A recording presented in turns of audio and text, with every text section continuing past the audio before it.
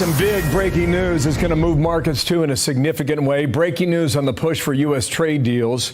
President Trump says that talks with the European Union are hitting a brick wall and is now looking to take action. He said this about an hour ago, quote, "Our discussions with them are going nowhere. Therefore, I am recommending a straight 50% tariff on the European Union starting on June 1, 2025. That's about 9 days from now. There is no tariff if the product is built or manufactured in the United States." And Treasury Secretary Scott Bessent here exclusively. And good morning to you, Mr. Secretary. And thanks for being here. Morning, Bill. On what has turned out to be a rather busy news day. And good morning to you. You were just in Canada the last few days meeting with members of the G7, the EU, and I want to get into all of that. But with regard to this move on the EU, how bad was the conversation in Canada to lead to this? Well, the conversation in Canada was fine. The problem is the lead up to that.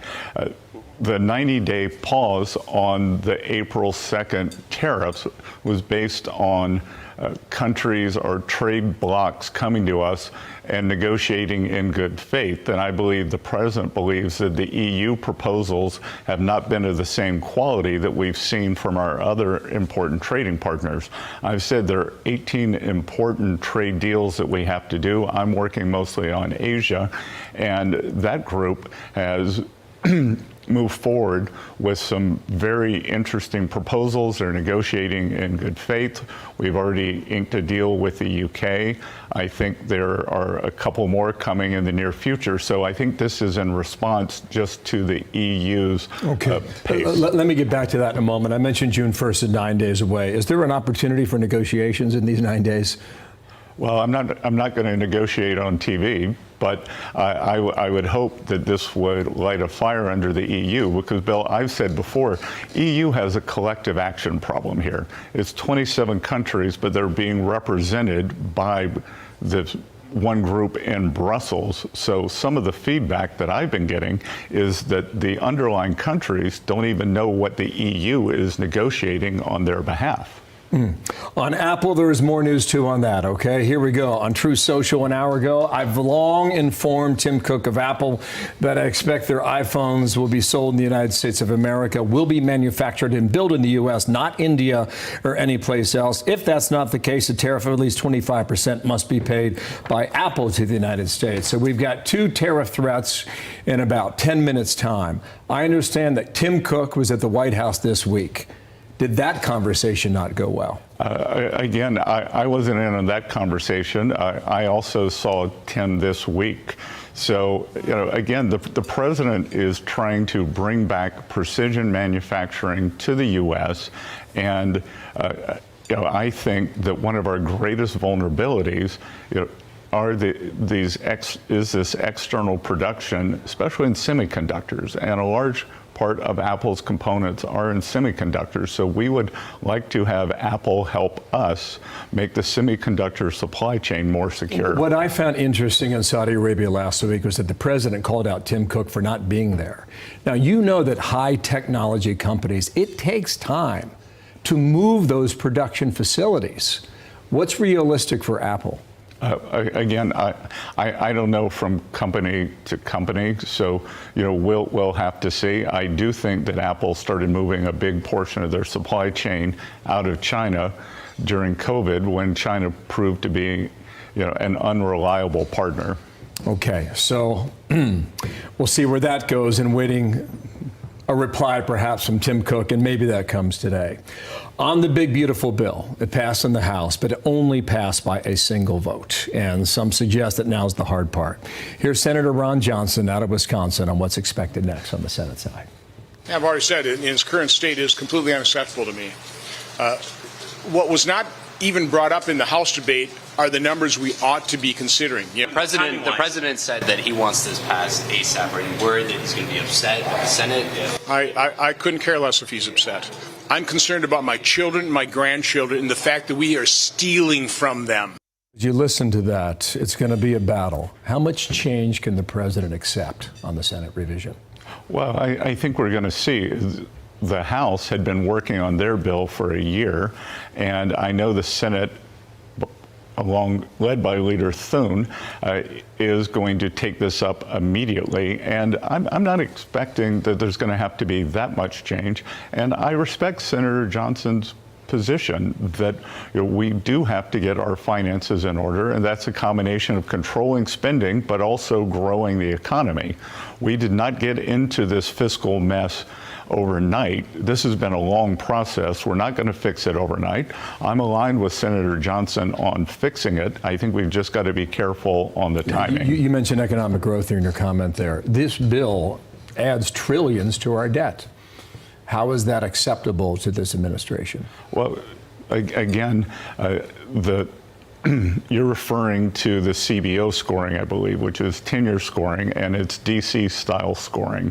So we think that we can both grow the economy and control the debt. And what's important, Bill, is that the economy grows faster than the debt. So what I would tell your viewers to focus on is what I'm focused on, is what Secretary Yellen was focused on, is what is the total debt to GDP? Because we can grow our way out of this.